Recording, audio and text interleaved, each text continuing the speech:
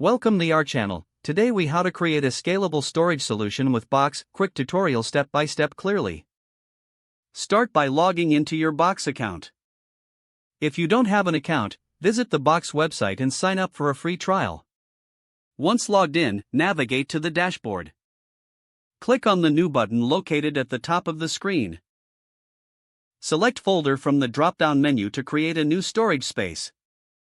Name your folder appropriately to reflect its purpose. Set permissions for the folder based on who needs access. You can adjust these settings later if necessary. Next, upload files by clicking the Upload button. Choose files from your device or drag and drop them directly into the folder. To ensure your storage solution is scalable, consider organizing your folders systematically. For instance, create subfolders based on projects or departments.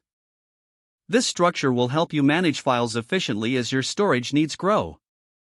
Use Box's tagging feature to add relevant keywords to your files. This will make searching for documents easier in the future. To share files or folders, click on the Share button. You can generate a shared link to send to colleagues or clients. Adjust the access settings to control who can view or edit the content. Explore Box's integration options with other applications you use.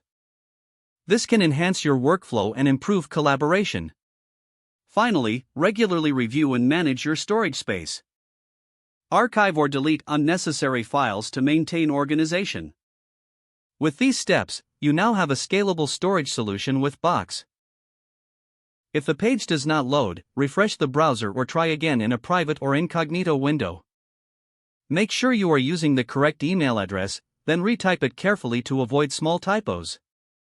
If your password is not accepted, use the reset option and create a new strong password you can remember.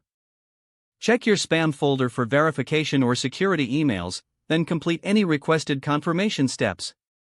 Enable two-factor authentication if available to improve account security and reduce unauthorized access risk. Don't forget to like this video and subscribe to our channel for more step-by-step tech guides.